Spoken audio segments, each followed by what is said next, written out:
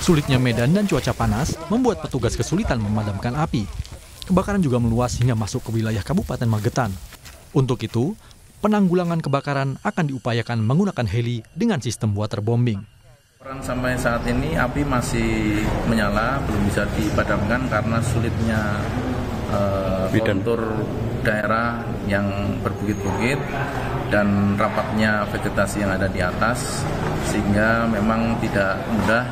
Namun upaya-upaya sampai saat ini kita laksanakan semaksimal mungkin, termasuk rencana kita juga akan mengupayakan waterbombing yang saat ini sedang dikoordinasikan. Siang hari tentunya untuk membatasi supaya tidak merembet ke petak 43 yang di situ mayoritas vegetasinya adalah cemara yang mudah terbakar. Puluhan personel gabungan yang diterjunkan ke lokasi masih berjibaku memadamkan api. Namun, medan yang sulit dan kondisi hutan yang kering membuat kebakaran sulit dipadamkan. Hendra Setiawan, Kompas TV, Ngawi, Jawa Timur. Untuk mengetahui situasi terkini, kita tanyakan langsung jurnalis Kompas TV Hendra Setiawan di Ngawi, Jawa Timur.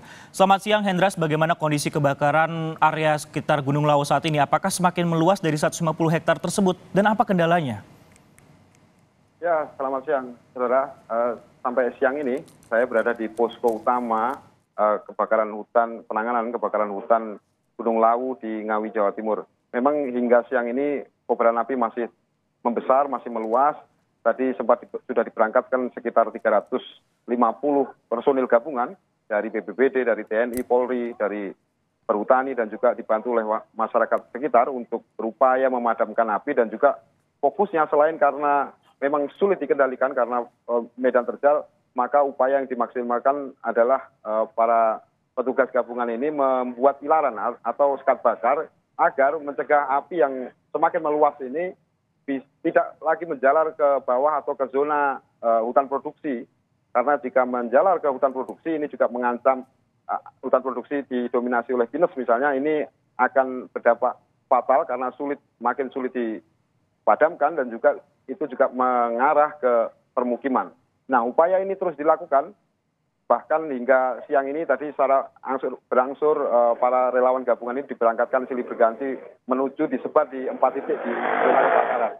Namun informasi yang saya terima dari atas barusan bahwa memang kobaran api ini mulai masuk ke wilayah Magetan, dan ini juga nanti akan semakin sulit dikendalikan jika tidak segera diupayakan pemadaman. Begitu.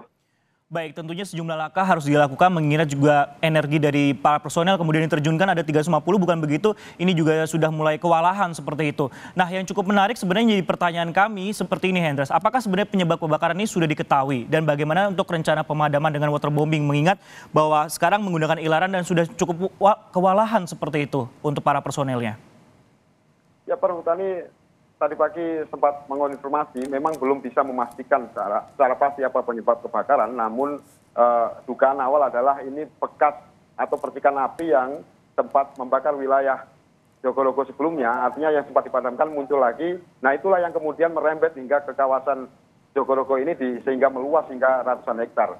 Nah, pihak Pusdalop di sini, artinya dari posko tadi juga mengonfirmasi usaha untuk melakukan pemadaman melalui waterbombing dengan heli rencananya akan dilakukan esok siang, karena hari ini konon masih berada di Kalimantan untuk melakukan aksi yang sama, yaitu pemadaman kebakaran hutan.